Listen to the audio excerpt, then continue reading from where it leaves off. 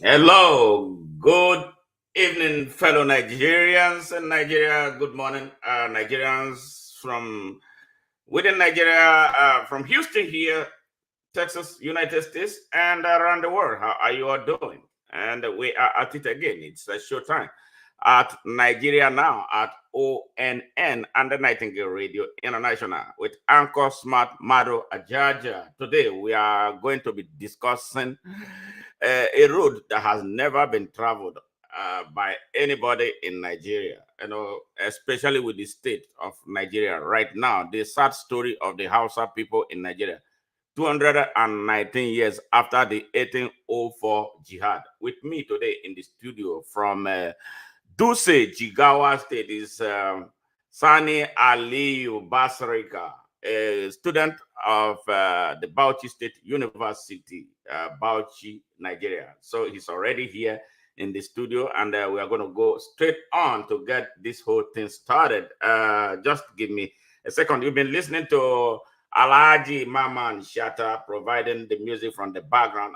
Shatta was the man that I used to like his music when I stayed in Kano. It was very, very popular at the time. All right, I'm going to go ahead and bring Mr. Sani Al-Basrika right away so we get the whole show started. Hey, Sani, how are you? I'm fine, sir. Good morning from Houston, Texas, United States of America. Oh, nice. Good evening from here in Nigeria. Okay, mutane Hausa, mutanen Nigeria, assalamu alaikum. Ku tashi lafiya ko? Lafiya, alhamdulillah. Alhamdulillah. All right. All right, let's start. Sani, please introduce yourself to our global audience. Okay. Uh, Good evening, everyone. I am Comrade Sani Aliu, Jigawa State Coordinator of Open Nigeria. I am a youth, 25 years old. I am student of agriculture, economic, and extension in Bauchi State University, Gadau, here in Bauchi, under the sponsorship and the supportship of Open Nigeria. Today, I'm here with my mentor, my role model, the convener of Open Nigeria, Mr. Sumad Madu Ajaja, to discuss on the issues that relate my tribe as a native Hausa young from northern Nigeria. I welcome everybody, and I welcome more especially the Hausa people, especially the youths, to join us here so that we can discuss something that relates our religion and Nigeria at large, so that we can uplift and revive our tribe for a greater and better existence and uh, revivation and reformation. Thank you, everyone. Thank you, thank you. So, Nigerians, we're here. If you're a Hausa person, you're a Nigerian from everywhere. Let's start by sharing this message. We are everywhere. We are on Facebook. We are on YouTube. We are on Instagram. We are on LinkedIn. Please, from wherever you are watching, ensure that you share this broadcast. It's very, very important and very, very strategic to the integration of Nigeria. All right. Sani, can you tell us a little bit about your upbringing? About what? About your upbringing. Who is Sani? Yes. Okay. Well, again, I am Hausa native. My native tribe is Hausa, and then my father is the origin of Zazzau, Zaria, which is the Kaduna state now. My mother is from Jigawa state as well. I was born in 1998, 5 May 1998, in Basrika, a community or a village here in Gwaram local government, Jigawa state. I attended my primary school, and I left my primary school in 2006. Later, I joined junior secondary school, and then I graduated on 2014. Then I joined Government Unity College Burunun Kudu here in Jigawa State. I obtained my SSCE certificate in 2017. Later on, I secured an admission in Bauchi State University to study agriculture, economic, and extension. Now I am 200 level student of agri, economic, and extension. And I am passionate about community activism, a social media influencer, and I am diehard Nigerian who wish to see a Nigeria, a better Nigeria, a free and open Nigeria for everyone, irrespective of religion, race, tribe, and other barriers that will make a gap between a human and another human. I wanted a Nigeria and Africa and a world at large where every human is treated as human. This is the little I can say about myself. I think it is being made more clear. Thank you so much, sir. Fantastic, fantastic. All right, let's talk about Nigeria now. What do you think about Nigeria right now, this minute? Wow. So Nigeria, I can say, is diverse country. Yes. Who is being bankrupted and downgraded by our leaders, by our corrupt leaders. Nigeria, as the history, is a great nation, blessed with abundance of resources, tribes, different religions. But due to the irresponsible leaders that we had from the 1960 independence to date, Nigeria is always going back. We don't know why, but as a youth, with the passion and the compassion of making a greater Nigeria, we have changed our mindset as a youth to come and strive for a free Nigeria so that we can be proud of our nation like all the world are proud of their nation. Nigeria in this minute, I can say is an very ashamed to all of us, especially us the youth. We have been eaten by our ancestors. Like how I can say it, like predator and the prey. We youths in Nigeria are the prey, and then our leaders are our predators. They are striving every way for them to catch us, to change our mindset so that we should be their slaves and the slaves of their grandchildren and grandchildren. They always want us to serve them. They do not want to serve us. This is the what I can say about current situation of Nigeria. Thank you. Can you say this that you just said now? Can you say it in Hausa, please? I want them, the Hausa person who cannot understand English, to understand, explain this thing very deeply, because that has been the problem that we have. So the Yes, approach that we're going to use every means to get this message across to everybody in Nigeria so that they will understand the sorry state of Nigeria right now. Please say it in Hausa. thank you so much, sir, for this opportunity to relate it in my native language, which is more familiar with me. Assalamu alaikum. Sunana Muhammad Sani Aliyu Basirka. Cikakken ɗan jihar Jigawa, Gwaram Local Government daga ƙauyen Basirka. Ni ne jagoran tafiyar Ofin Najeriya a Jigawa State. Kan wannan ƙadami, an tambaye ni na yi bayani akan menene current situation, menene halin da Najeriya take ciki a yau. A matsayina na matashi, zan iya cewa Najeriya tana cikin halin ha'ula'i a wannan yanayi. Najeriya tana cikin wani halin ko in kula daga shugabanninta, wanda mu matasa ya kamata mu tashi mu mai da hankali, mu dawo cikin hankalinmu, mu amfani da damarmu da ilimi da talent da Allah ya bamu wajen ganin mun canza Najeriya daga ƙasar da take yanzu zuwa ƙasar da kowa zai ji daɗi. Ya kamata mu yunƙura, mu farga da abubuwan da suke faruwa tun daga samun 'yancin kan Najeriya zuwa yau. Ya zama mana abin kunya a matsayinka na ɗan Najeriya ka je wani guri ka ce wai kai ɗan Najeriya ne. Najeriya ƙasa ce da Allah ya albarkace ta da what I can say da resources. Muna da albarkatu na ƙasa wanda Allah ya albarkaci Najeriya da shi, tun daga kan petroleum, mai, muna da coal, charcoal, muna da abundant of resources, muna da albarkatu da yawa a Najeriya. So rashin ingantaccen amfani da wannan albarkatu da Allah Ubangiji ya mana a Najeriya shi ne yasa Najeriya take komawa baya tun daga samun 'yancin kanta shekara 63 har zuwa yau.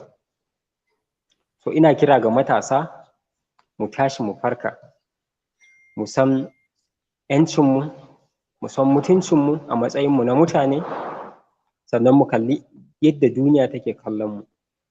Duniya tana kallon Najeriya a matsayin koma baya a cikin ƙasashen duniya, wanda idan arziki ne kuma Najeriya na ɗaya daga cikin ƙasashen da za ka iya irgo su wanda Allah ya albarkace su da irin wa'annan masarufai.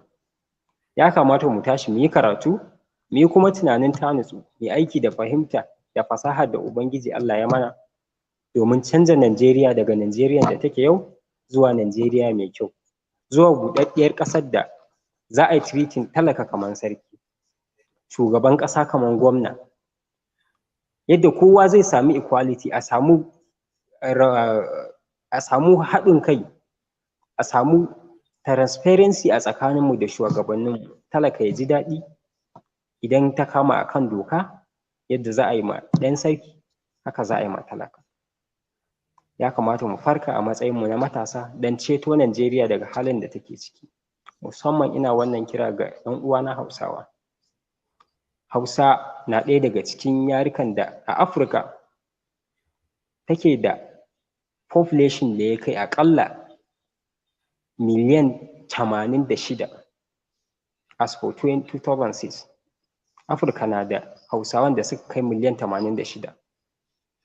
So out of them an bar Hausa a baya, Hausawa mun bari an bar mu a baya akan abubuwa da dama a ƙasar nan, wanda ya kamata mu farka. Idan za mu duba abubuwan da suke faruwa a arewacin Najeriya yanzu, duka masu shan wahala Hausawa ne, talakawa. Ana kashe mu kullum, a hana mu zuwa gona, a hana mu zuwa gurin aiki, ga tsadar mai, ga tsadar abinci, abubuwa da dama. Ga babu isasshen kiwon lafiya da hanyoyin da za mu tafi ko mu je gonanmu ko kuma mu yi wata tafiya wanda za ta kai mu ga wani guri da za mu je mu samu albarkatu. To sabida haka ina kira ga matasanmu, mu farka, mu ceto Najeriya, mu ceto Arewa, sannan mu ceto yarenmu na Hausa daga halin da ya faɗa na tsawon shekaru aru-aru da suka gabata. Idan ba mu canza ba, ba mai canza mana. Wannan shi ne kirana gare mu Hausawa, da fatan Allah Ubangiji ya ba mu ikon gyarawa, Allah Ubangiji ya ganar da mu. Na gode. Thank you so much, sir. All right, good. Now, Sani, you are young, 25-year-old, and then you started in your opening statement that you are a community activist. What led you into activism? What inspired you? What made you want to stand out as someone who is making a difference in the community?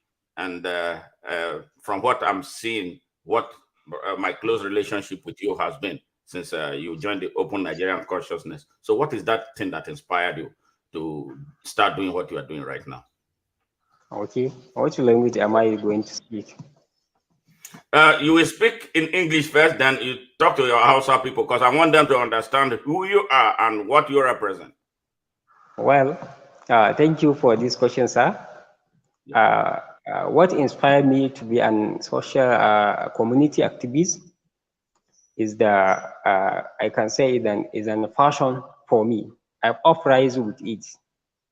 My passion to serve humanity is like I can say it is a destiny to me, because I grew up in a community, a village, where most of the people around there is poor.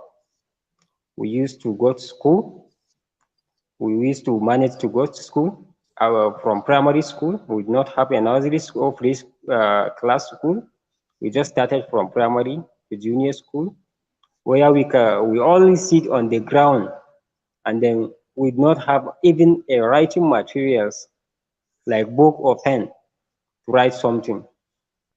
We come to a long journey full with the difficulties and the challenges in our upcoming to this date.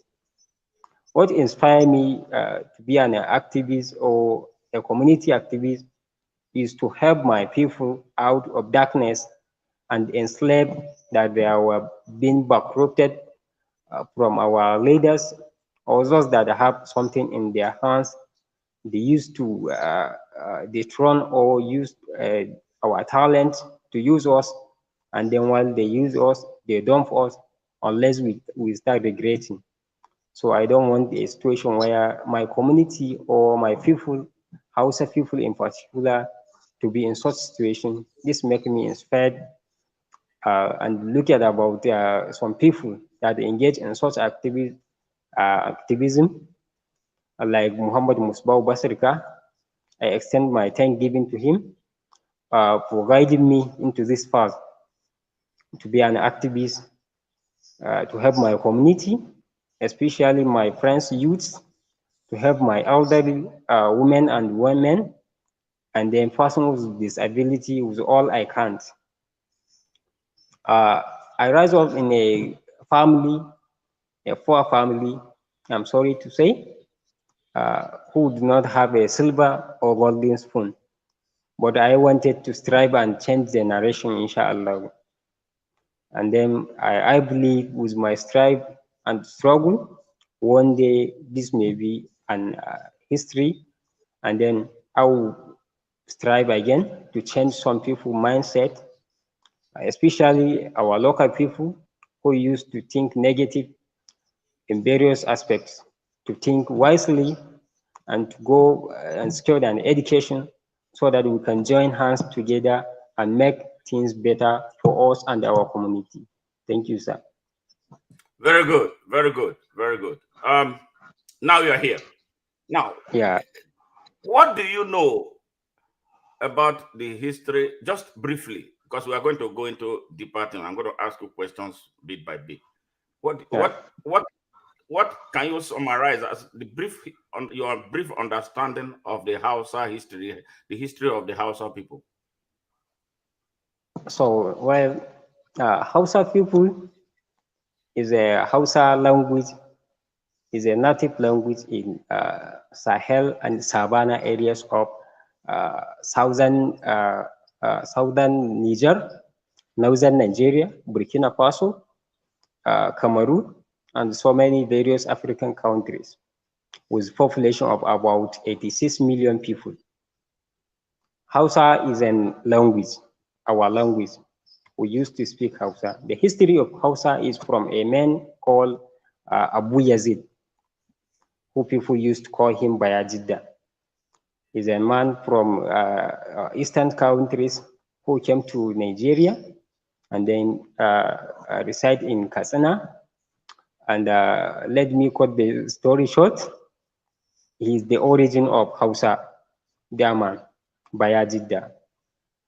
So this is the brief history of Hausa, and then Hausa dominated almost all the northern Nigerian states as for last uh, hundreds or 200 above years back, which is now the story is have been changed due to some circumstances. Hausa people become a minute in North, and they did not have something to say about every circumstances or situations in the North. Hausa people are minor, and then they are the most abundant people here in the North today. The issue of Almajiris is Hausa people. The issue of begging, Hausa people.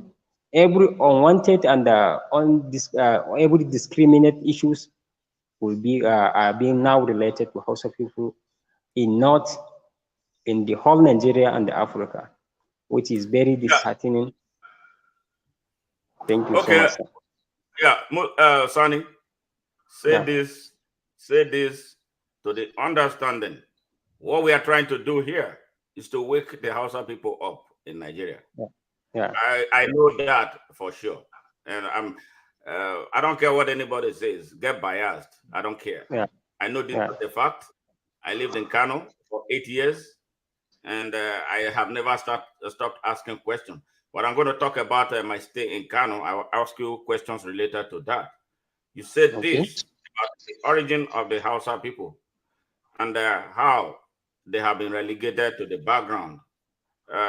Explain this to your people so that they will understand. Then I'm going to ask you a follow-up question on that, because the reason we are doing this is to educate and inspire the Hausa people to wake up. We are going to tell them the hard truth too about their own fault, why they failed, why they are the way they are right now. So we want to build a real Nigeria. That is why I am doing this with you, and I'm hoping that your Hausa people will take this message seriously and share it. So explain briefly, not too long, what is taking place, okay, what has taken place over the years, why the Hausa people are where they are right now in Nigeria. okay. Over to Well, you. Okay, assalamu alaikum, na dawo da Hausa again. Wannan tambaya an tambaye ni na bada tarihin Hausa a takaice. Kamar yadda muka sani ana koyar da mu tarihin Hausa tun daga junior school ɗinmu zuwa secondary school. Ana koyar da mu menene tarihin Hausa tun daga background. Idan ban manta ba kuma an sanar da mu cewa akwai wani wanda ake kiran shi da Bayajidda, shine kaman origin, mutum na farko da aka declaring Bahaushe, kuma shi ake relating Hausa. Idan aka ce Hausa to zaka ji an ce Bayajidda. Hausawa sun samo asali zan ce daga kaman Katsina, tunda a nan ne lokacin da Bayajidda ya zo ƙasar Najeriya ya fara bayyana. Sannan Hausa na ɗaya daga cikin yaren da gabashin ko in ce Afro-Asian countries na Afirka, Hausa na ɗaya daga cikin manyan yarukan da ake magana da shi a Nigeria, Niger, Burkina Faso, Kamaru, Chadi da sauran ƙasashen da suke zagaye da Najeriya. Hausa ita ce yaren da aka fi amfani da shi a arewacin Najeriya. Sabida haka ne ma ake relating da komai kaji an ce arewacin Najeriya za a ce maka Bahaushe. Amma wasu dalilai sun saka yaren Hausa ya dawo koma baya a arewacin Najeriya ƙasa da wasu yaruka. Kuma duk matsaltsalu da wasu tashin-tashina da tashin hankali da zaka ji, ko wani abun Allah wadai da sauransu, zaka ji ana relating ɗinsu da Hausa, mutanen Hausawa. Issue na bara, almajiranci da yara suke ta gararamba a kan titi, Hausawa ne. Issue barace-barace da ake yi a arewacin Najeriya da kudancin Najeriya, wasu har da ƙasashen ƙetare, zaka je ka samu Hausawa ne. So menene dalili? Me yasa Hausawa muka bar kanmu muka zama wai yasassu a cikin al'umma? Ya zamana cewa duk wani abu da za a yi na sheet wanda za a relating ɗinsa da kasawa, za a yi relating ɗinsa da Hausa. Menene wannan matsalar? Ina kira ga matasanmu, ya kamata mu farka mu gano meye wannan matsala, mu haɗa kai kuma domin magance ta. Na gode. Thank you, sir. Welcome. All right, thank you. Thank you. Now, you have said this. The Hausa people have a commanding population supremacy in the north of Nigeria. How come that when there are elections in Nigeria, do they vote? And how do they vote? What convinces them to vote the way they vote? They have been voting. Okay. Well, the issue of vote in northern Nigeria, especially related to Hausa people, is again very disheartening to say, because our Hausa people have been eroded and their mindset have been corrupted by our elites, who use our thinking and mindset to change our desired mindset so that we can vote for their wish, and then they should give us something that cannot sustain our life even a single day or a week. We have been corrupted by this. They have used our poverty that have been chained in our necks, us Hausa people, to use the poverty, the level of our poverty and greediness, to give us something so that we can vote for their wish. This is the issue, or this is the unfortunate thing that set Hausa people back again. The issue of greediness and the corruption that they use during election, so that they can change their mind to vote for someone who give them a little something or money. This is the issue, sir. Okay. Before you're going to explain that in Hausa too, the reason is because we want them to understand, why the reason for the backwardness that I consider criminal, so offensive and so annoying, so degrading, so subjugating, so unacceptable, why they are where they are. a great part of it is because they are involved in what is hurting them. So Yeah. now, is religion involved when they come to ask for vote? They will tell you religion, right? They tell you about Namu, the Namu mentality. Even the Yeah. person is Namu, but it's a goat. But because somebody Namu ne, so Kubashi vote, right?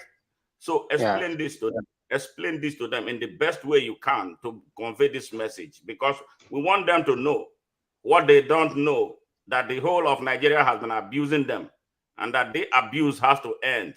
And it starts with you, especially your younger generation. So explain this to them in Hausa. Okay. Magana ta zaɓe, za mu ce abin Allah wadare ne ga arewacinmu na Najeriya. Magana ta gaskiya, a arewacin Najeriya ta kai ƙadamin da yanzu ba ma zaɓen ra'ayinmu, muna zaɓen waye zai ba mu kuɗi a lokacin zaɓe. Za ka zo ka ba mu kuɗi, ko ka ba mu atamfa, ko ka ba mu taliya, wanda za mu zo mu ci a rana ɗaya mu manta da shi, amma kuma mu sha wahala na shekara 4 ko sama da haka. Wannan na ɗaya daga cikin abin da yake mai da arewacin Najeriya ko kuma Hausawa baya. Sabida lokacin zaɓe, wurin kamfen, za su zo suna amfani da tunaninmu cewa su namu ne kuma mu nasu ne. Lokacin zaɓe zai zo, za su kawo mana abinci ko su kawo mana kuɗi domin mu zaɓe su. Su yi amfani da makusantanmu, su ba su kuɗi ko su ba su wani abin duniya wanda zai zo ya ja hankalinmu mu zaɓe su, while kuma they are not eligible, ba su da cancanta da wannan matsayin ba. Ina kira ga 'yan uwana Hausawa, musamman matasa, da duk wanda yake kallo na a wannan yanayi, ya kamata mu canja tunaninmu na cewa wannan namu ne idan har bai cancanta ba. An ce naka naka ne, amma nakan da ya san nakan ne. Kuma an ce wai da Hausawa sukan ce, how can I say it in Hausa? Nakan da bai san naka ba ne, so ba naka ba ne. Sabida haka ina kira ga Hausawa mu canja tunaninmu, mu zaɓi cancanta idan zaɓe, Allah ya kai mu zaɓe, mu zaɓi wanda ya cancanta, ba wanda zai ba mu kuɗi ba. Sabida mun ga halin da muke shiga tun daga 2015 zuwa yau. Muna faɗawa, muna ƙara komawa cikin yanayi ne na ha'ula'i, yanayi na wahala. Sabida zaɓen da muke yi, muna zaɓen wanda za a ce yau wannan naka ne ɗan arewa, ko wannan naka ne Bahaushe ko Bafulatani ɗan uwanka. Sabida haka ka fito ka zaɓe shi, ko da ba zai maka abin arziki ba. Ina kiran nan kuma tun daga mataki na local government chairmanship, mataki na jiha governorship, mataki representative, senate, har zuwa kan shugaban ƙasa, cewa idan zaɓe ya zo, mu yi amfani da tunaninmu, mu duba waye yake kishinmu, ko da ɗan wace jam'iyya ne, kuma ko da ɗan wane yare ne, ko da ɗan wane addini ne, Najeriya ɗaya ce. Ya kamata mu dawo cikin hankalinmu, mu duba waye zai iya mana abin da muke expecting zai mana.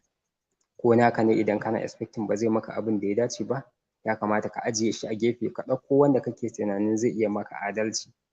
Wannan shine adalci, kuma shine sanin civil rights. Allah Ubangiji ya sa mu dace.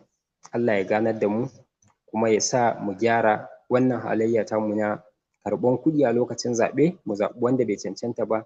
A ƙarshe kuma mu zo muna tsine wa shugaba, muna zagin sa, muna cewa shugaba bai da adalci, while kuma mu aka ba kuɗi muka zaɓe shi. Ya zama wannan, ya zama mana case of study, abubuwan da suka faru a baya, domin gaba mu gyara. Thank you so much, sir. Okay, thank you. Now, I'll take you back to 219 years ago. Something happened in that area. At the time, there was no country called Nigeria, but there was, that expression that became Nigeria today.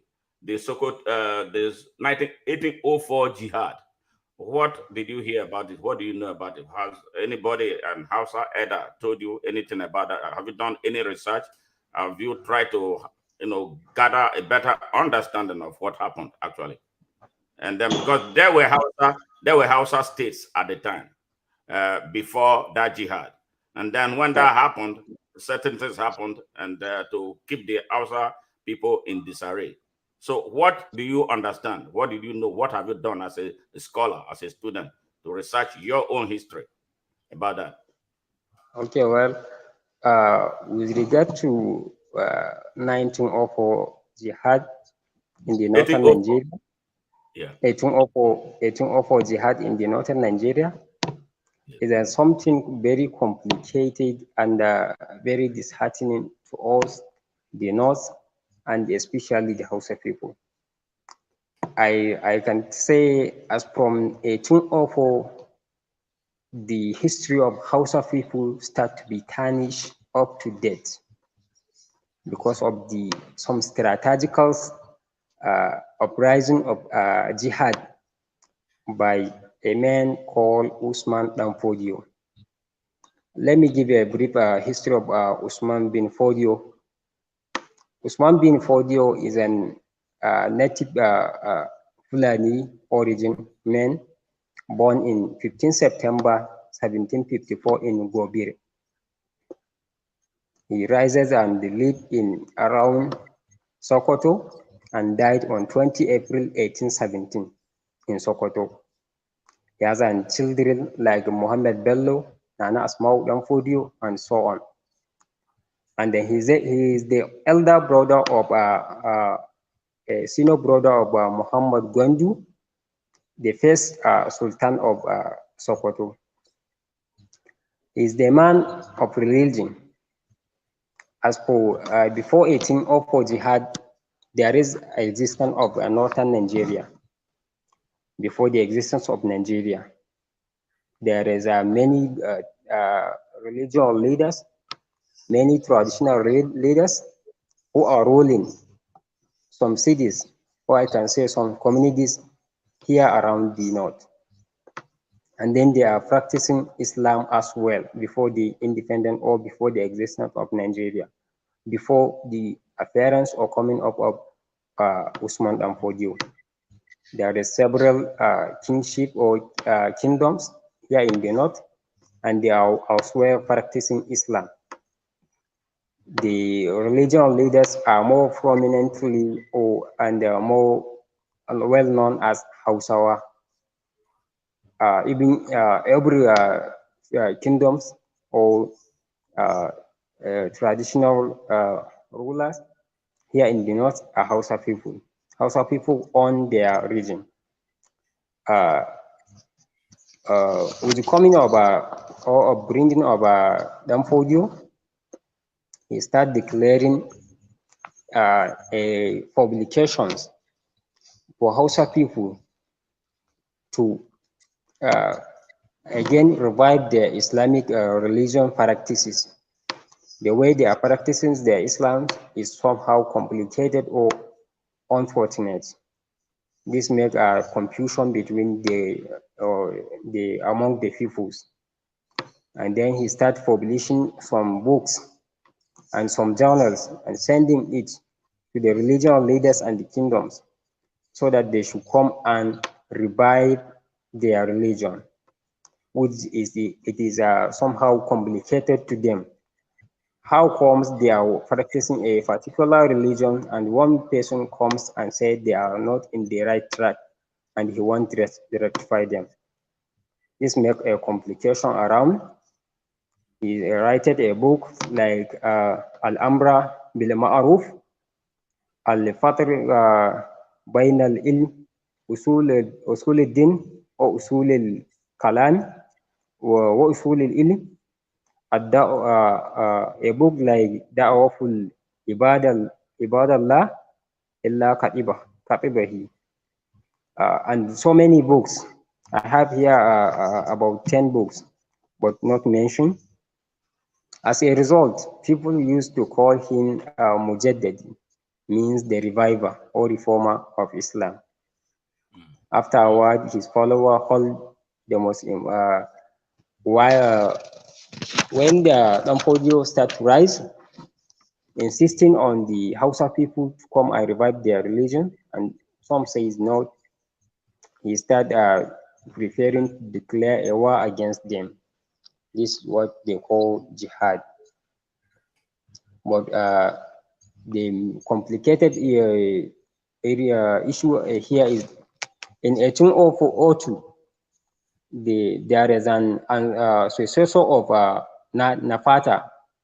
He is a Hausa native religious leader called Yumpa, a former student of Danfodio who turns against him, revoking Antony and attempting to assassinate Danfodio due to the upcoming or his issue of reviving of the Islam, which they say, which the Hausa people saw it as an very somehow complicated to them. How comes they are practicing a particular religion and someone should come and say they are not in the right tracks? They have tried to assassinate him, which make him back to turn somewhere and be hided as like migrations. Yeah. He started preparing to declare a war against them, the Hausa kingdoms. After all, he declared a war against Hausa people or and their religious leaders and the traditional rulers, Yeah. which make him to be the to found a Sokoto Caliph, be the commander of the Sokoto Caliph, raise an army for the war, and then be their commander. Afterward, the Hausa people were being dethroned and being destroyed from their religions or and their kingdoms. He later on appointed Fulani people among his Almajiris and among his students to be a kings of that particular uh, tradition or that particular town when they have or when he have declared a war against them, and then he succeed on them. Then afterward, the there were a wide separate upstringing of Hausa land and it is leadership. Then Fulani people were supported by him and hold some important offices in every city in the north. This make the Hausa people, native or tribe, become to be tarnished as a result of their destroying of the kingships. Their traditional rulers were destroyed and then they have been scattered.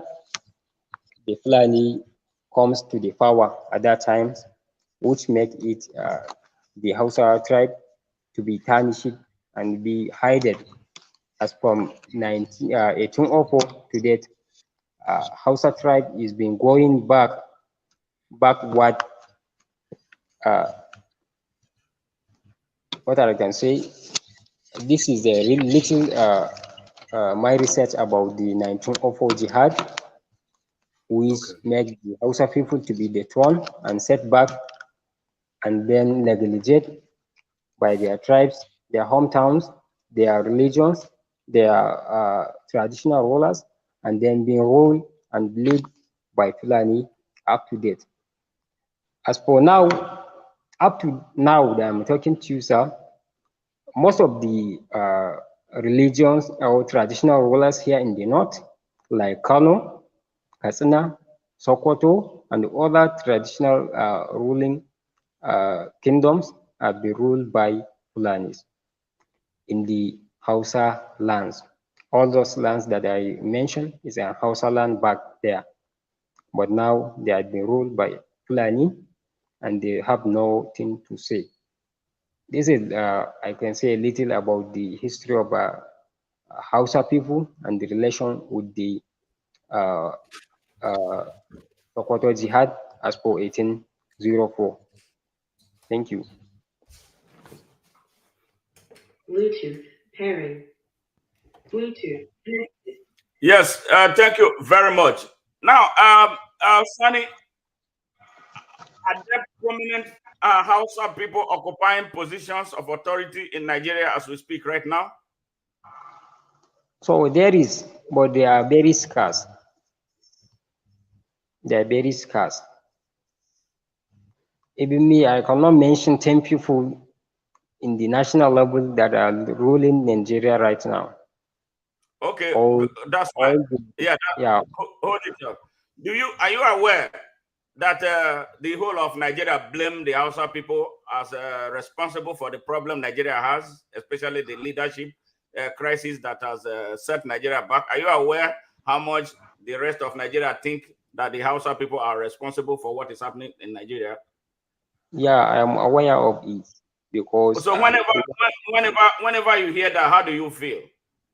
I feel very bad and very disheartening that a particular religions or tribes have been hiding on our backs and then chasing us to be to the core so that the world will see us as bad. The issue of insecurities, the issue of these poverties, the issue of begging, and so many unwanted issues. You will see how some people are on the top of it. And then if it comes to a leadership or something that is very important to say, you will not see Hausa people there, like in the representation representatives of the national levels, and the other important offices were held by other people being claimed as Hausa. This is what and then the Hausa people mindset are now changed that they are the same thing with the Fulani, which is totally no. Hausa is a tribe in particular, Fulani is a tribe in particular. If, I can say they do not have any a relationship back there. So many years back, there is no any relationship between Fulani and the Hausa. Hausa people used to stay in the town, used to do business or religions, used to learn education in their schools, and then Fulani are living in their forests, bush as an pastoralists or nomadish to rear their cattle and then take the dairy products and byproduct of their cows to the Hausa people there in the town so that they can exchange with something important to them. But for now, Fulani people have dominated Hausa people on their land. They are the leaders, they are the professors, they are the lecturers somehow, they are the ones with a huge business and the important sectors were being held by them, which is very unfortunate to me as an Hausa person. People are claiming our tribes as an Hausa Fulani, and they use us to fulfill their desired goals. Okay, that's fine. We've passed the era of kingdom. So, is there any active or any hope for any? Is there any medium that the Hausa people use to interact among themselves? By way of looking for a way to change their fortune in Nigeria. Because I tell you, I am from another tribe. I am a Nigerian. I see myself first as a Nigerian before any other thing. But the situation we are dealing with is very dangerous. And to the extent that it has impacted our country's national security. So, what do you need to see change in Nigeria that will So, well, accommodate our people and make them yeah, be respected and treated as human beings and not as cannon fodder that can be used to commit all kinds of atrocities, including blackmailing Nigeria in the name of the North? But the Hausa people don't get a damn thing from those who use their name to rob Nigeria. What do you want to see change? And yeah, when you finish speaking in English, I want you to translate what you said in Hausa. The reason is because I want the people. This is an unbiased thing, but this is unfair to a people because a lot of Nigerians don't know what is going on in the north because they are so quick to judge. Because if you see every time they will call you a boki in a manner that is disrespectful. A boki is a good thing; it's a friend. But the way some people say a boki, when they say it, they are trying to discriminate against you. The way they use it now. In fact, if I have my way, I would tell them to make that a hate crime in Nigeria. The yeah. way they turn you down. And the reason is because of the way the Hausa man has been portrayed as a nobody in Nigeria. So we want to change that. but it has to start with the Hausa people. What do you want to see change from your people, from your perspective, so that Nigeria will take you seriously, so you can come into the mainstream of Nigeria and claim with audacity your Nigerianness? Well, with regard to the first question, yeah, I have little to say. The only and the most unfortunate thing is that our mindset have been corrupted. They have told, they have make us believe that Hausa Fulani is a one tribe, which is not. I have mentioned it earlier. Hausa is a tribe in particular, and Fulani is a tribe in particular. So their people have changed their mind and believe that Hausa and Fulani are the same thing. This will not allow them to make a platform so that the Hausa people can speak a one voice. They can stand under one umbrella, which is Hausa tribe, and then Fulani should stand on one umbrella, which is Fulani. So the most unfortunate part of it is that our mindset have been corrupted to believe that we are the same thing with Fulani. Fulani is Hausa, Hausa is Fulani, which is totally wrong. And with the issue of how I feel and how I wish Hausa people will be revived again is that, and as an Hausa man or Hausa youth, I wanted Hausa to be revived again. I wanted Hausa tribe to be reformed again so that we can speak our language, we can practice our cultures, we can practice our religion without any interaction with other tribes. We can stand under one umbrella as Hausa people, send our representative to every part of the world as Hausa, and then elect our people in our community, and then get the freedom that every Nigeria get as a tribe or a citizen of a particular country.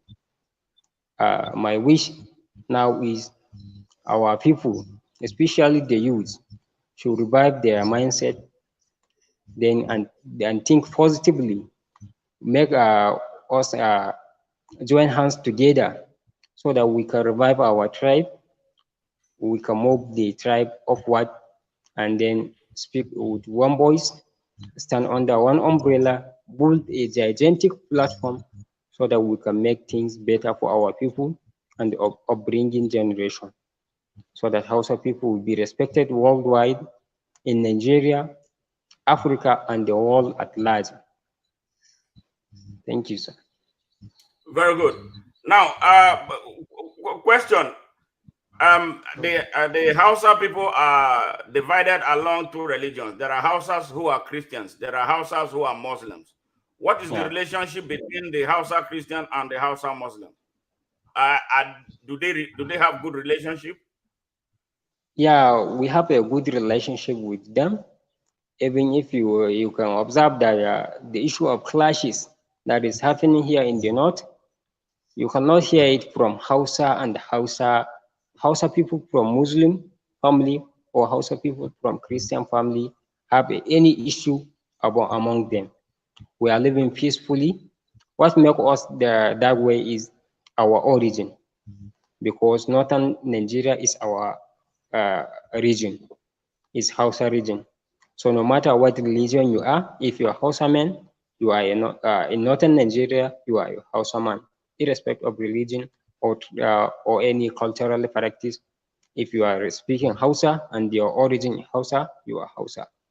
And we don't have any issue with our Christian brothers or sisters here in the north or in our respective communities. We do not have such a problem. But you can see we have so many issues with our Fulani men, like the conflict between herdmen and the farmers. It may be occur between Hausa people and the Fulani people. They used to destroy your farmland when uh, this will result in the conflict between us Hausa and Fulani. But between us, be it Christian or Muslim, we do not have any issue with this. You can have a family here in the north. Some people are Christians, Some people are Muslim, but they are living in the same family. They are helping one another to cherish and to sustain their life, to educate themselves, so that they should live a free and often and joyous life. Thank you. Okay. Don't you think education, from what I see, I saw living in Kano for 8 years. I traveled the north a little bit. Not, I didn't go to everywhere in the north, but I have a very good understanding of what it was in Kano at the time I was there. How about in 1991 when there was a Kano riot and I was injured? If you see this scar right here in my hand, you see that's Yeah. I was stabbed. Yeah, and they killed thousands of people because the killers thought that we were not Nigerian enough, or because we were not what they wanted to see. And then Nigeria has not gotten better since then. Don't what and there have been the elites from that part of the country.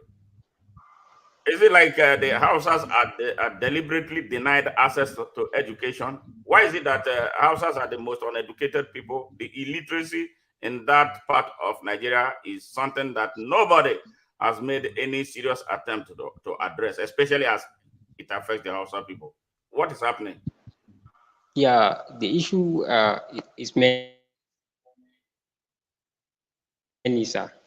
But the most unfortunate part of it is that there is population control, unplanned beds. I'm sorry to say, but because our people don't used to hear this thing, there is poverty.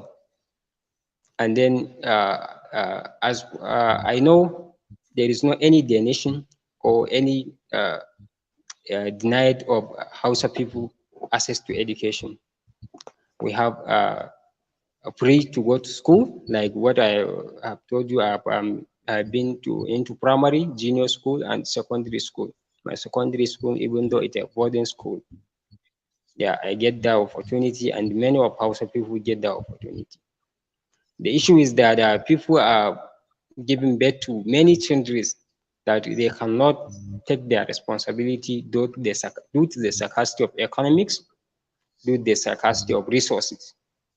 They have born so many children. Some people used to send the uh, like five children among their 7 or 10 children to the school because they can only sustain or they can only take that responsibility. Then the other should be taken to Almajiranchi so that they should go and beg. This make us to be seen everywhere begging, even a youth or a child, you see begging, you see them begging, which is very unfortunate. People in the north are not denied for education anymore. They are not doing this. Everyone has access to education, but it is determined by your resource or your economic standard. If you have enough resource, you can take your children to the cities so that they can get a good education. If not, you can put them in the governmental schools, public schools, so that they can get what they can get. And then with their dedications and distribution, they can make it possibly. But this is the issue that make us to be seen abundant without education. And then we have a belief that some people in the north still do not believe on modern education, formal education. They used to say is an like an evil things, is an unreasonable or unwanted things to be educated formally, like the Western education. Some people still have that kind of mindset of hating their formal education or Western education. This make them to be abundant or without going any formal or Western education schools, and without any going to like religion schools, Islamia, so that they can get religions and formal education for their life Parent, to be. Okay. No, but I understand in Nigeria that elementary education free. So is What? there any elementary education in Nigeria? Is it not free? Education? Yeah, elementary, primary education. I thought they say it's free in Nigeria. So some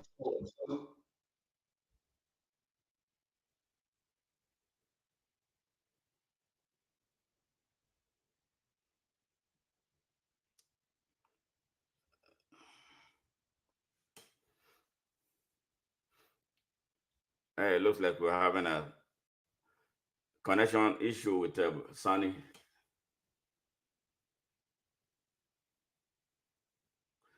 Hey, Sunny, can you? It looks like we lost him temporarily. Let's see.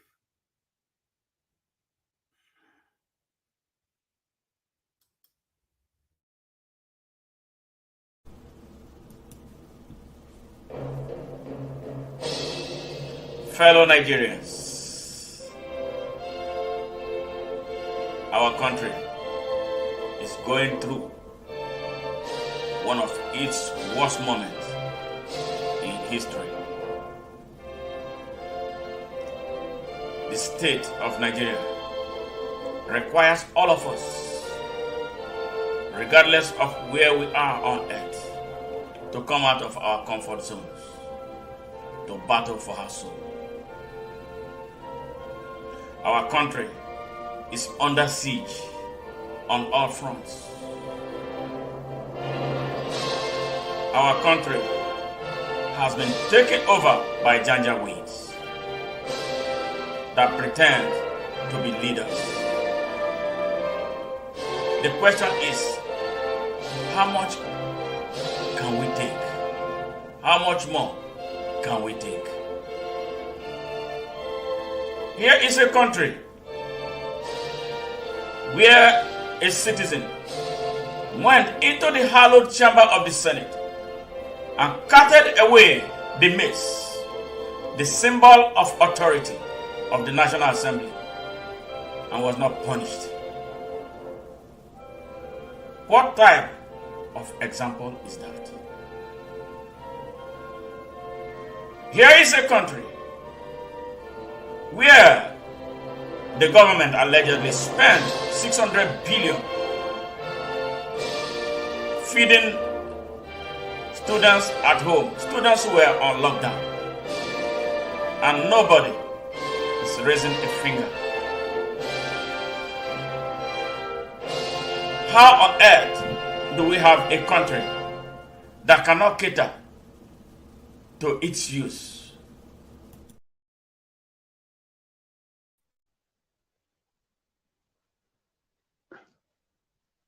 well, welcome back.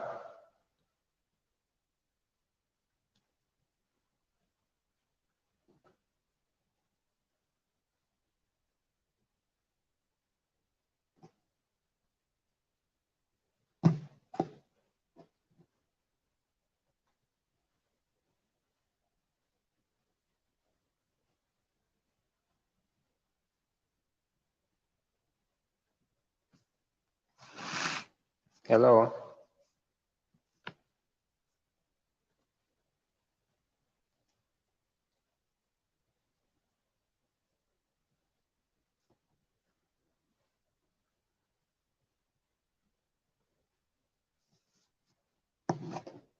Hello.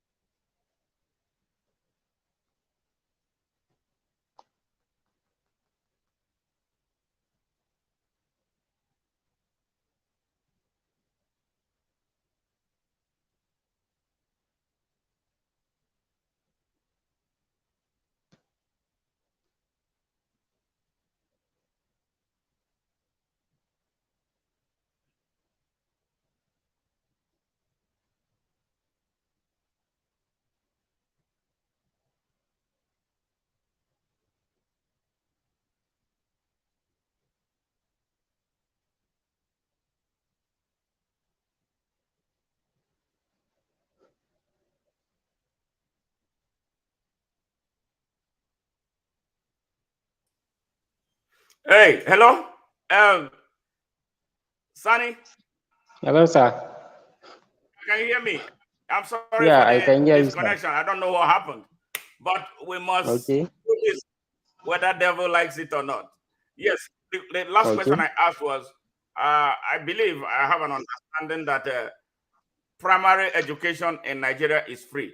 So if that is the Yeah. case, is there any reason why so many um, young people, especially children in the north, especially Hausa children, is there any reason they are out of school if education is free, primary education is free? And don't you Yeah. think the government should have a policy? I don't care. There's no reason why that amount of the number of young people should be out of school. I don't care about it. It doesn't happen anywhere. Don't you think that it's an emergency, because this thing has been happening since perhaps before independence, and now we Yeah. formed a country called Nigeria, and the millions of our Yeah. children are out of school. It's a sin. Yeah. It's a sin against those children. I don't care Yeah. how they were born. I don't care whether their parents had so many children. All we can do is to now start advising them. But those children are already here with us, and we close our eyes to them. That is the reason I asked you that question. Don't you think should be done? It's an emergency. Do you know why we have a Boko Haram? Who is the fighter for Boko Haram? They recruit these poor children to become Yeah. to start killing. They don't even know what they are doing. So what do you think should be done? Because that thing needs to be addressed. What do you think should be done to address it? And I want you to So, talk to your Hausa community about the need for uh, um, control of population, birth control, and stuff like that. You know, we are going to yeah. be talking about that. I will lead the charge for that because I have that understanding. So, what do you Okay. think should be done? You know, to arrest this thing and remove these children from the streets and put a structure in their lives, because Yeah. there are states in the north, they have a budget for education. What are they doing with their education budget? Yeah. Yeah. Well, about this, I have mentioned it earlier that our people still there are people that don't believe on Western education. I have said earlier, our people, some of our people do not understand the importance and the influence of not engaging or in that Western education, because in today's life you cannot do without the Western education.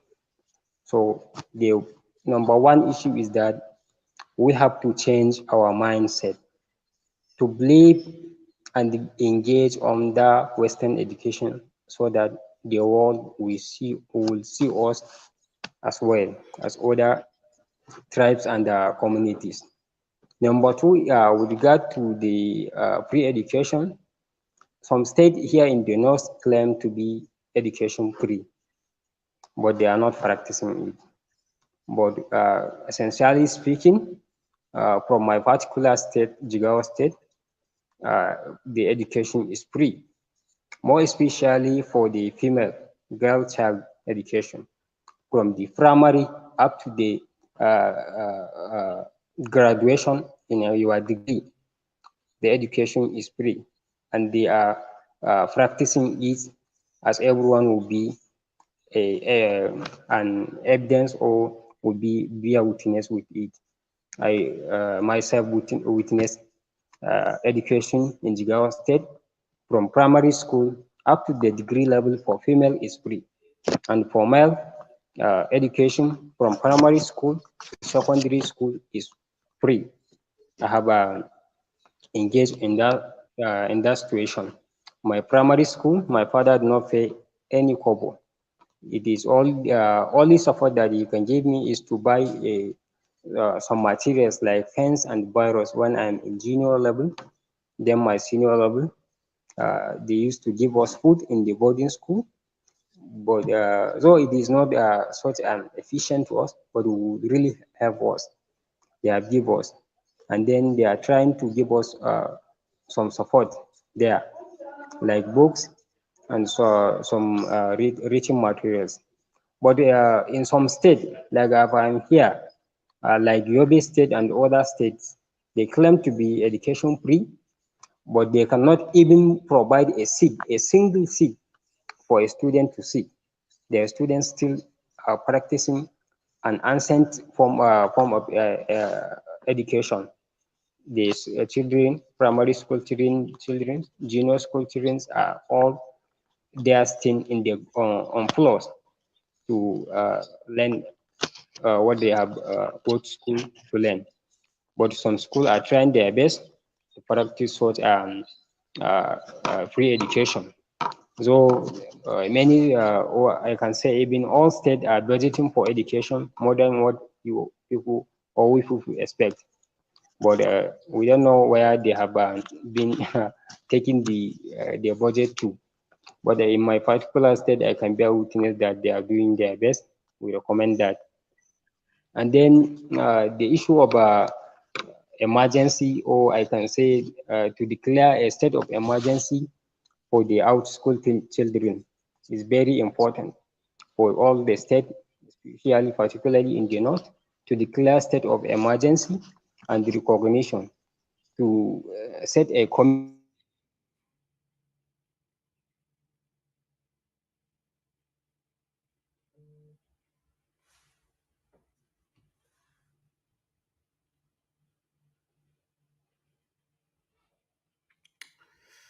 Yeah. Network. Okay. Sunny, can you hear me?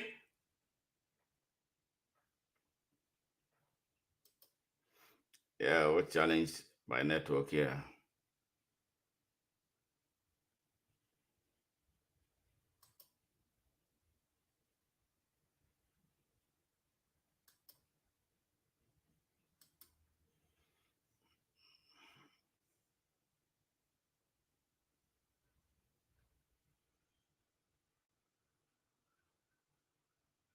Yeah, we lost Sunny here.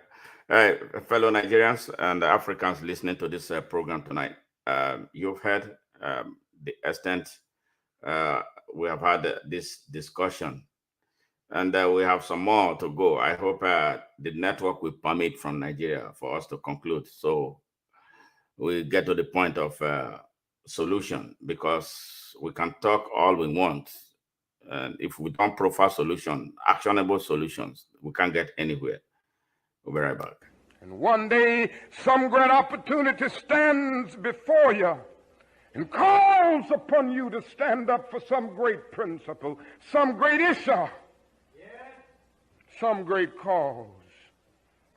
And you refuse to do it because you are afraid.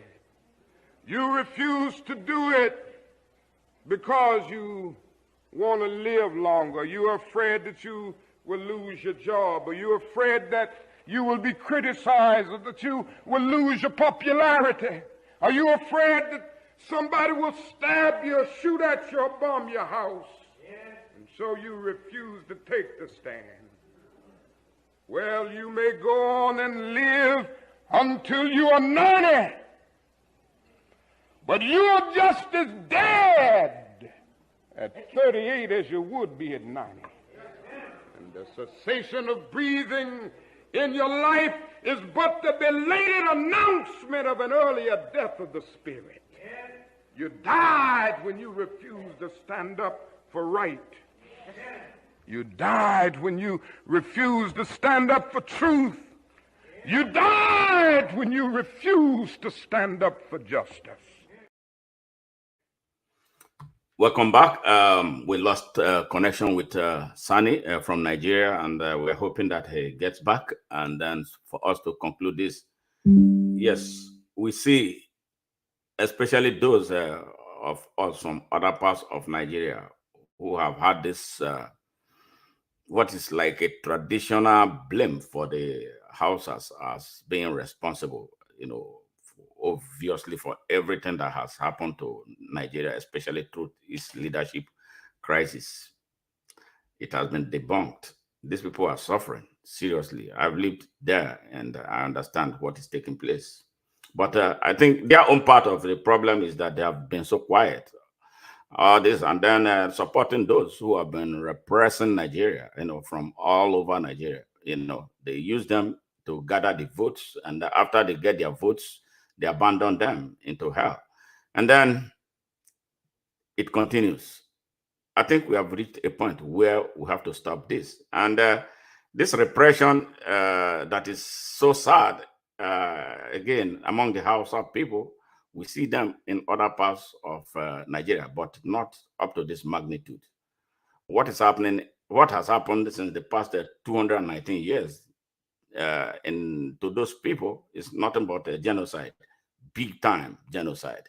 And then we call ourselves this big giant of Africa, and a country that invested so much money fighting apartheid in South Africa. But we have apartheid right here dealing with us and punishing us. Look at where we are right now with a drug dealer standing as the president of Nigeria, and all of us are quiet, and including the Hausas. So I think what should happen now is the total unification of the whole of Nigeria to come together to fight these evils that is created by less than 1% of our country's population. This is where we are. So when you vote, next time you are voting, although vote don't count, if there's any action that has to be taken to get Nigeria to a point of freedom, all of us must act in concert, because the people who are taking our freedom away, those who are taking our human dignity away, are fewer in number. They don't care about anybody. They don't even care about their own tribes. They care only about their own welfare, the welfare of their families and their cronies. And that's all. That's why Nigeria is lying on its belly. We can't afford to continue this way. I'm hoping that Sani will get back so we can conclude this interview, because I have some very critical questions for him, as to the way forward.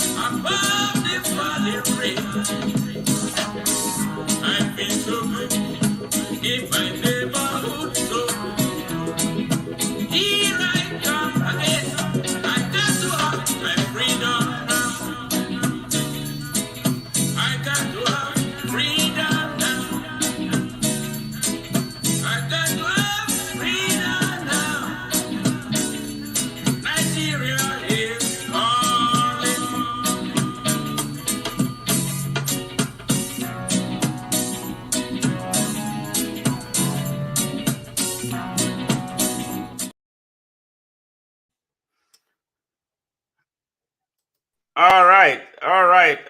Sunny, welcome back. I don't know. It looks like you had a connection problem.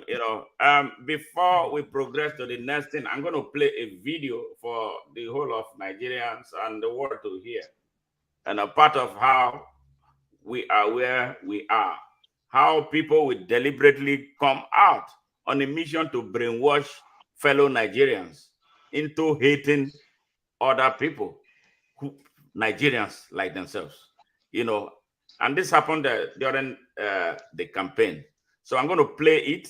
We'll talk about it a little bit, and then we go to the last segment of this election, of this encounter. Just be patient with me. Let us play this. Nigerians, you hear, so that we will judge if we truly want Nigeria to move forward or we want to destroy it. I want Nigeria to be a great country. That is why I'm putting my life, that's why I'm putting my resources, that's why I'm putting everything at play to make it happen. Nigerians, listen to this. This is a message to my northern Christian brothers and sisters, specifically for you. Why? Because if you go to the south, to the southeast, to the southwest, a Christian from northern part of Nigeria is a northerner. Simple. If there are breakdown of blood orders in Enugu, they kill everybody, whether a Muslim or Christian coming from the north. This is the record that is on ground. Nobody can deny this. Christians of northern extraction. Think wisely, act wisely, behave wisely. You have no business voting a southern candidate based on Christianity. At the end of the day, his agenda is not you. His agenda is his own tribe. If you pick Obi, his agenda is not Christianity. He could be a fantastic Catholic. But below the Catholicism, he is a die-hard Biafran. If you vote Obi, you are voting for Biafra. No missing of the words. If you vote for Biafra, you are voting for the destruction of the North. Tell me, a Christian from Taraba, Nasarawa, Kogi, Kwara, Kaduna, Kebbi, Sokoto, Bauchi, Gombe. Tell me what you drive, the benefit you will drive by voting Obi. Just tell me one single benefit. And the answer is there is none. If you want to know the answer is true, go to Enugu, go to Aba, go to Inewi, go to Akwa Ibom, go to every part of the south as a Muslim, as a Christian, and ask for a land to build a church. I thought Christianity is supposed to be universal. Go and ask for a land to build a church there as a Christian from the north. You will never have one. You will never have one. But all over the north here are churches owned by people from where? From the south. The land is owned by them. The church is owned by them. You go to these churches for service. You give the usual weekly tithe to them. They are eating fat, growing fat on you as Christians, brethren, belonging to the body of Christ. But if you want to know that you belong to different Christianity, go over there and ask for a land to build a church. Not even the mosque. Not even a mosque. Indigenous Muslims in the south now are building mosques and Islamias with hard-earned money, but with a lot of intimidation from government. A lot. We've given them enough accommodation. But the truth is that they are not thinking Nigeria. Obi is not thinking Nigeria. Quote me anywhere, any day, anytime. And no apology for this. Nigerians, you heard this for yourself. Does this look like a statement? I used to respect Mahdi a lot. Is this not divisive enough? And some ignorant people will take him seriously and continue to work at cross purposes instead of coming together to build a real country. This is sad. I wish Sani was here, so because I wanted to play this so he could see. But a lot of us are seeing already. I'm hoping that he comes back so we can get this whole thing wrapped up and then we know where to go. So the Hausa people in Nigeria and Nigerians in general, please, please, please be careful of the gospel you listen to. Be careful of those you look up to for leadership. Because this generation of leaders we have in Nigeria, they are hell-bent on destroying the country. And we must not allow them. We must now go back and review our sets of rights. They are God-given, the right to life, the right to choice, the right to freedom of expression, the right to freedom of association, the right to worship, the right to self-determination. They are all God-given rights, and then they are all enshrined in the Nigerian constitution. And then you match it with your right to the citizenship of Nigeria, all right? The right to defend Nigeria against destruction by the men who found themselves inordinately in positions of authority. Nigeria is like a mother to all of us that we have a duty to defend, to prevent people from destroying her, but we're not doing a good job at that, if at all we are even doing. Those who are doing the defense are not enough, and that is why we must, wake each and every one of us, those who are slacking, those who are sleeping, those who don't even know why they are Nigerians, must wake up. And it goes a big way, long way. We have a lot of work to do in the north of Nigeria. We have a lot of work to do in that part of Nigeria. All right, Sonny, are you Yeah, sir. okay? Yeah, Yes. okay, sir. It's All fixed right. now. Okay. You Yeah, okay. Now, yeah, it is okay now. okay. Did you listen to that little video clip that I played about what Mehdi was telling them, talking Yeah, to some Nigerians? Yeah, yeah, I see my what do you think about that? so that this is his mindset again.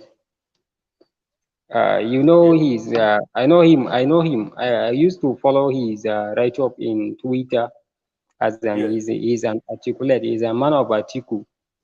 yeah. So Okay. our people use their hard desire, or I can say their political interest, to convince our common minds so that they can vote of their interest. This is the only fact. He used to advertise his candidate to the people by convincing them with his sweet mouthness, and somehow, as you can see, yeah, they not used to tell us what is beneficial and what is better for us. They used to tell us what of their interest, so that we can vote for their interest. They should go and enjoy. Then they will leave us their suffering without their help. Yeah, Yes. this is the only fact. Okay. Very good. Now I'm bringing you to the mainstream of Nigeria. You Yeah. believe in open Nigeria. What make you? What at what point? How did you get into the open Nigerian consciousness? Yeah, as a youth, with passion and the compassion of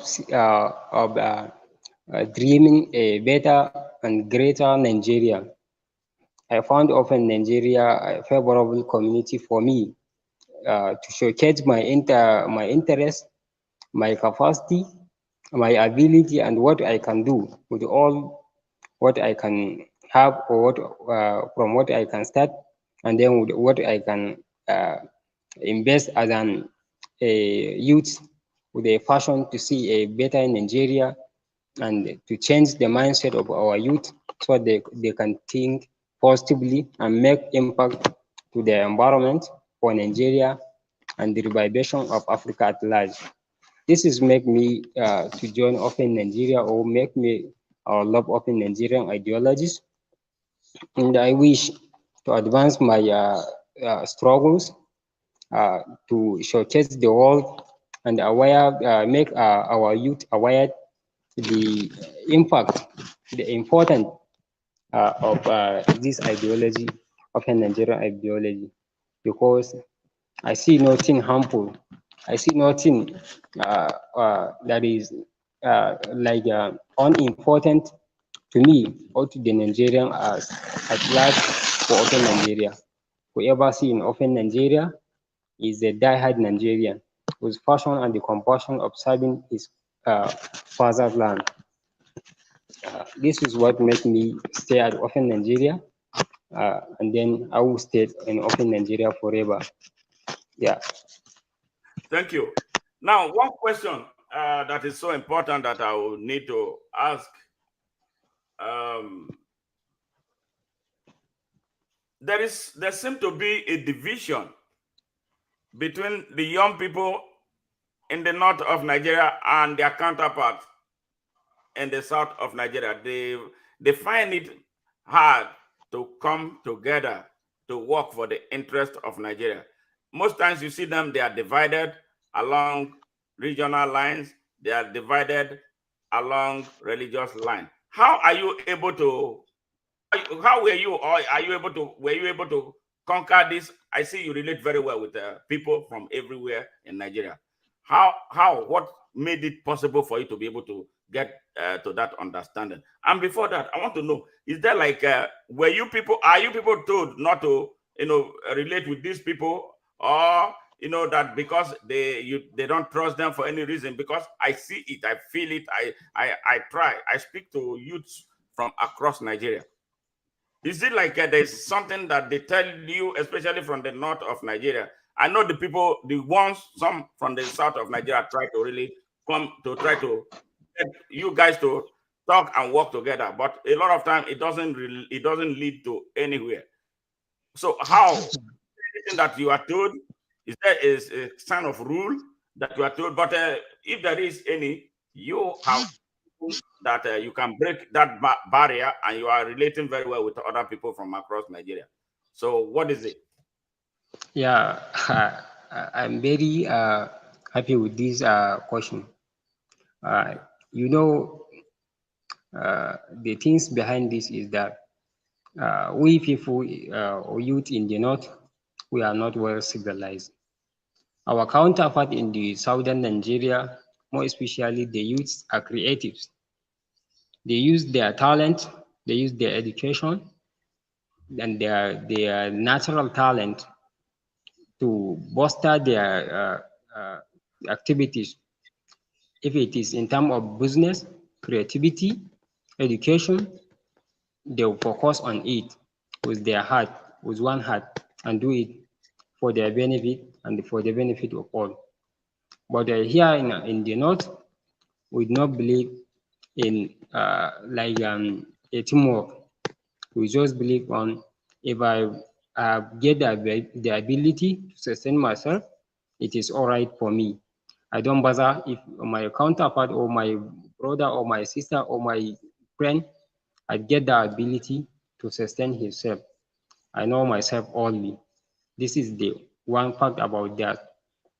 And then there is no any law or any parental care that will tell you that you would not relate yourself with southern youths, like a friendship, or to come together collectively to make things happen, or to make things better for you and for them as well. I have so many friends across the country, as you know. I have many friends in the southern Nigeria, who they are creative. Some are businessmen, so some are social media influencers, some are cryptocurrencies influencers, some are have many diverse businesses or things to do. But we in the north, we only believe that we cannot do it. You can do it only if you believe that you can do it. So they believe they can do it, and they are doing it. We believe that we cannot do it, then we remain redundant, and we remain backrooted, and then setbacks are always coming to our way. This is little about their relationship, but there is many friendship and many good interaction between us, the youth in the north and the youth in the south. And then what make us diverse, or what make barrier between us, is political interest. Like what we have here, Mahdi have saying is saying, if you vote for Peter Obi, you vote for Biafra. This will enter our brains, and then told us that don't believe with the people in the south. They do not love you. They hate you. They can kill you. Like those. This is the mindset that some of our people have been dominated or have been trained on, which is bad. We have to come together as an youth, work collectively as a team to see a better Nigeria and Africa at large. This is what I wish. Yeah, the reason I'm asking you is that because of what so many things have happened in Nigeria that require the collective action of all Nigerians to address. But whenever it comes, we don't see this synergy. Like what is happening right now. We have a president. It's not my president. It's not, they say, he says the president of Nigeria. He did not win an election. That was painful enough. Secondly, he has forged certificates. Thirdly, he's an identity thief. And fourth, he has been convicted of drug sale, commercial drug sale in the United States here. But still, people are dying, lining behind him with all this evil in mind. And you see some people come, especially if you listen to El-Rufai in what he said, 14 minutes video, that they build an alliance, the North, and I know he does not represent the whole of the North, that the North religious alliance with some Muslims in the southwest of Nigeria, that they want to institutionalize the political leadership of Nigeria based on Islam in Nigeria.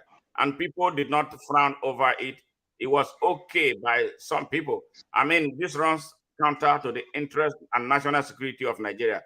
Nobody challenged the people in authority who should tell him what he said was wrong. He went scot-free and nothing happened. And I'm just looking at, there are some people in parts of the country reacting that this man is not the best man that they need, that he will destroy Nigeria. Some people are lining behind him. Then the youth of Nigeria, some section want him out. They don't want that. But those in the North, majorly, are staying behind him, or they are quiet because they share the same religious inclination. Is that healthy for the future of Nigeria? Yeah, let me come back a little. With regard to the issue of Nigerian northern youth and southern youth, there is one complicated thing here in the north. Our people, or especially our youth, are afraid of saying, no matter how little it is. You can see that days or weeks back, there is a kidnapping of a student in various universities, female students. But our youth in the north, they cannot come even in the social media or in the radio station to call the attention of the government so that they can rescue the victims and then restore a peaceful existence and the coexistence of universities. They cannot do it because they are afraid of their godfathers, their political elites. They used to give them something so that when they come to the radio station or online and accuse them, they will stop giving them that things. This is one of the problem. And then if you consider that in last 2 days or last 2 weeks, there is a singer, Mobad, died as a result of some unknown incident to me. The youths in the southern part of the country have gathered themselves, commit a peaceful protests online and offline, in the radio station, in the event or party arenas, and every channels that they can send a message to the world that they are very disheartened with what happened and they are seeking for justice for their culprit, for the victims. So our people are afraid of saying a truth. This makes us very unfortunate to us because we're afraid of telling the government or the agencies or the responsible bodies to call their attention for a particular thing when happen in the north. We cannot do it because we do not have a cooperate platform or cooperate body that can rule us and say do this, do not do that. But our counterpart in the southern Nigeria, they can do it. They can gather themselves, do a protest online or offline so that they can restore peace. Like what happened in NSAS. NSAS is a national protest, both north and south. But our people in the north, only some have engaged in that protest. It is witnessed by me. The Gulf Civil Society have do it. The peaceful protest for NSAS In the north, people have do it more than what that way we have done it. People from Lagos, from Delta, from Bayelsa, from Port Harcourt have gathered in Abuja with their resource to protest, to call the attention of the government so that they can end SARS and then restore a peaceful existence of a country. But our people cannot do it. We are afraid of what we have been getting from our political godfathers, and we are afraid of being jailed or being something like this. This is what makes us to be so diverse. Okay. Okay, Sonny. Yeah, we have been here for really quite nearly 2 hours, and I commend you. Thank you very much for your presence here. And I know the network has not been so friendly with us, and I thank you. But before you leave, I want to ask you something, and I want you, because the reason we are here is to inspire the Hausa people. Invite them, let them know that we opened a platform for them, Open Nigeria for the Hausa. So we have that as a medium for interaction, and then especially for the younger people, we are not asking you to be violent. We just want you to be objective, mental and intellectually set yourself free, like what Bob Marley said, emancipate yourself from mental slavery. For none but yourselves, none but ourselves can free our minds. It is time. The Hausa people have this big population that is being maladministered, that are being neglected, criminally neglected. We can put that population into positive use for the whole of Nigeria, so that we can blend Nigeria. You can be free Nigeria, you can be a great Nigeria in Delta with nobody bothering you. And now you have successfully corrected an impression that most Nigerians had about the Hausa people. Hausa people are not bad people. I know that for sure. They are not troublemakers. They are just hard workers. Unfortunately, they are where they are, but they can be set free. All hope is not lost. All windows are not closed. So I want you to speak to your people in your tongue. Use your language to talk to the Hausa people that there is hope for them, but that they must do some work. They must start taking education seriously. They must start living an organized life, that there is a platform that they call Open Nigeria for the Hausas. So go ahead and do that, and then we'll conclude, and so you can go about your business. Okay, can you hear me? Yes, I'm hearing you. Okay, I'm not hearing you well, but I hear the question. Let me answer it. Go ahead. Yeah. A wannan ƙadami ko ce daga ƙarshe zan yi kira ga 'yan uwana Hausawa, particularly matasa, kan cewa ya kamata mu farga, mu fito, mu buɗe idonmu, mu san halin da duniya take ciki, mu san halin da yarenmu yake ciki, mu san halin da ya kamata mu tunkara, da kuma hanyoyi da ya kamata mu bi don magancewa abubuwan da suke faruwa a tsakanin mu Hausawa. Ina kira da babban murya ga matasa, mu haɗa kanmu, mu creating wata platform wanda za mu yi magana da murya ɗaya, wanda idan abubuwa sun taso, wanda ya kamata mu fito mu yi magana a tsakaninmu, ko mu kira hankalin gwamnati, gwamnatin jiha ne ko gwamnatin tarayya ko gwamnatin local government, domin ta zo ta magance mana wata matsala, don kuwa amfaninsu kenan a wurinmu. Idan ba don su magance mana matsala ba, ba za mu fito mu zaɓe su ba, ba za a ba da amanarmu a hannunsu ba.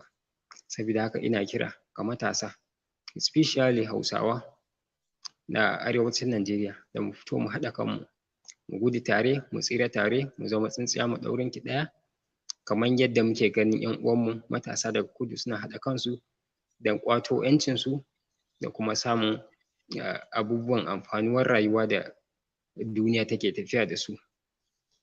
Na gode. Thank you so much, sir. Thank you. Sonny, it's been. But I'm not hearing you well, sir. Can you hear me? Are you hearing me now? You well. Yeah, I can hear you. I don't know why. Can you hear me now? Yeah, I can hear you. All right. I said thank you very much for taking your time, to do this, and I appreciate you. We're going to be bringing you back from time to time, and I want you to populate, get other Hausa people, especially the young ones, involved in populating the Open Nigeria platform for the Hausas that we created. We want to use that to reach them, to educate them so that they can evangelize. Hausa is a great population. It's a strategic population in Nigeria. They have a duty. Your generation has a duty to defend the Hausa race, to defend its interest, to positively publicize the Hausa people to the world. If you keep quiet and allow other people to take over and tell you who you want to be, you are not doing yourself a disservice. It's time to speak up. You hear me now? It's time to speak up. Speak up for your people. Speak up for Nigeria. Be positive participators in whatever is happening in Nigeria. When it's time to vote, I know there are very scholarly, very intelligent Hausa people. I want to see more Hausa people as governors. I want to see more Hausa people as senators. I want to see more Hausa people as members of House of Representatives. I want to see an Hausa president. There has never been an Hausa president. Nigerians know now. There has never been a president that is an Hausa person. Never. There has never been anyone. So why can't they be? So we must bring the Hausa people into the mainstream of Nigeria. That is why we are talking about Open Nigeria. We are not afraid of saying it because we are doing what is right. We are not afraid of arrest. We are not afraid of threats. We are not afraid of doing anything. We are all for Nigeria. If a Fulani can be president of Nigeria, there's no reason an Hausa man cannot be president of Nigeria. There's no reason an Igbo man cannot be president of Nigeria. There's no reason an Igede man, a Doma man cannot be a president of Nigeria. There's no reason a woman or man cannot be president of Nigeria. There's no reason anybody who is qualified, most qualified, not just because of your religion, not because of your region, not because of what you speak. If a Yoruba man can be president, I can be president. Sani can be president. Anybody can be president, as long as he has something to give and not the one who comes to represent, occupy space for his tribe or for his religion. That type of Nigeria is not what we want. That's why we are asking for Open Nigeria. Thank you very much, Sani, for honoring. Thank you, sir. I think we are concluding by now, huh? Yes. It's okay. That's it for now. So okay. Thank you very much. Let me extend my thanksgiving to the audience. Yes. And for you in particular for giving me such an opportunity. I extend my heartfelt gratitude to each and everyone who had been engaged or into my broadcast today. Your support and encouragement meant a lot to me today. I thank you everyone for finding a time and finding me worthy to speak on behalf of the Hausa tribes today. I see this as a lifetime opportunity for me to speak on behalf of a particular tribe. Thank you so much, sir, for giving me such an opportunity. Your support motivates me to keep pushing and then to keep striving to see things better. Thank you so much for giving me such an opportunity. Thank Open Nigeria for giving me such an opportunity. And I thank Almighty Allah for this opportunity that uplift my life to date and then give me such an opportunity to be on this broadcast. Thank you so much. I wish one day I'll come back here soon to talk about the issue of Al-Majiri in the northern Nigeria. Sure. So many issues related to northern Nigeria. Look forward to see you all in the soonest time. Thank you, everyone. Yes. I really appreciate. Have a nice day. Bye. Thank you. Thank you so much, sir.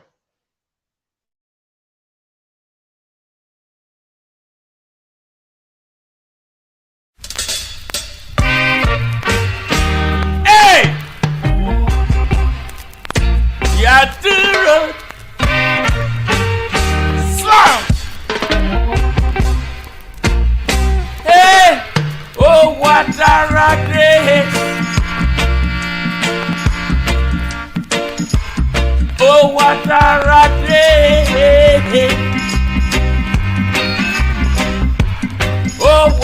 rat race. This is a rat race. Rat race. Some are lawful, some are bastard, some are jacket. Oh, what a rat race! Rat race. Some are gargan, some are hooligan, some are guinea gaga. In this fair rat race, I'm singing, yeah, when the cat's away, the mice we play. Political violence in your city, yeah. Don't involve Rasta in your say, I'm saying Rasta don't work for no imperialist. Rat race, rat race, rat race, rat race. I'm saying when you think it's peace and safety, a sudden destruction, boom, collective security for security, yeah. Don't forget your history, Africa. Know your destiny in the abundance of water. The food is tasty. Rat race, rat race, rat race, rat race. Oh, what a disgrace to see the human race in a rat race. Rat race. You got the horse race, you got the dog race, you got the human race. But this is a rat race. Rat race. Hey! Africa unite our country in this whole of Nigeria. Don't waste time now. Hey!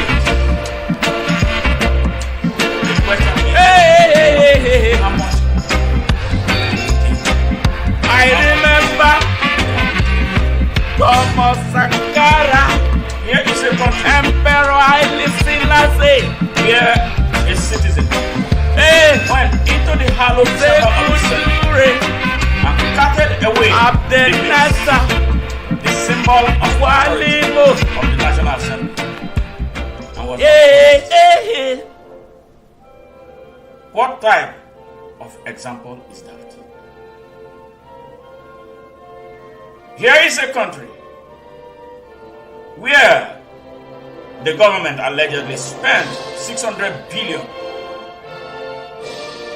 feeding students at home, students who were on lockdown, and nobody is raising a finger. How on earth do we have a country that cannot cater to its use?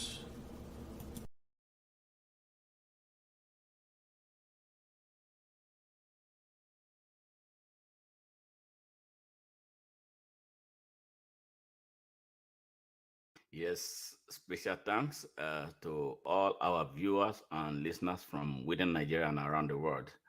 Thank you very much for your usual support. And if you have not subscribed to our YouTube channel or followed us on Facebook, please do so now, because we want to present an alternative to the Nigeria's mainstream media that has been emasculated and prevented from speaking the truth the way it is to the people of Nigeria, and for the understanding of the world of the true position of what is taking place in Nigeria. We cannot continue to live this lie that our country has become.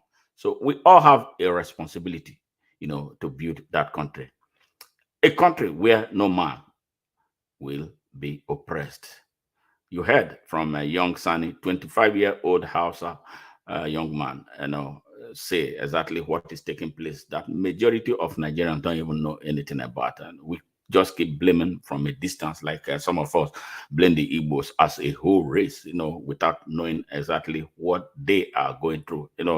I believe that Nigerians at one point or from various parts of Nigeria are going through one thing or the other, as a result of one thing, the tragic failure of leadership, the type of evil men and women that we choose on purpose as the faces of leadership in our country. Look at what they have turned our country into. Isn't it time we came together to build a new foundation, an elastic foundation that will accommodate each and every one of us, regardless of our orientation? Can't we build that country? Can't we build an open country? This is a question for the rest of us to answer. God bless you all, and God bless Nigeria. Bye for now.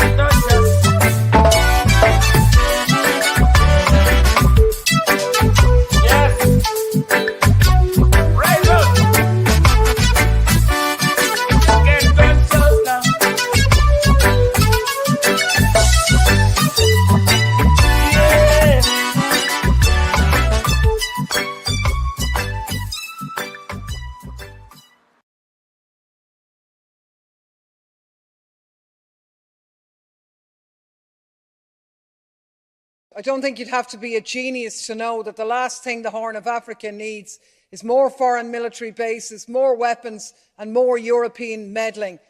What we call our strategic relationship isn't about human flourishing, it's about the EU's ambitions as a superpower. There's now a new great game in the Horn of Africa.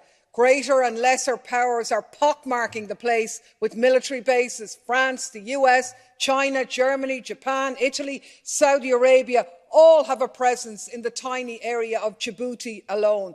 Mercenaries are swarming in from all quarters. The entire region is being militarised. War is in the air.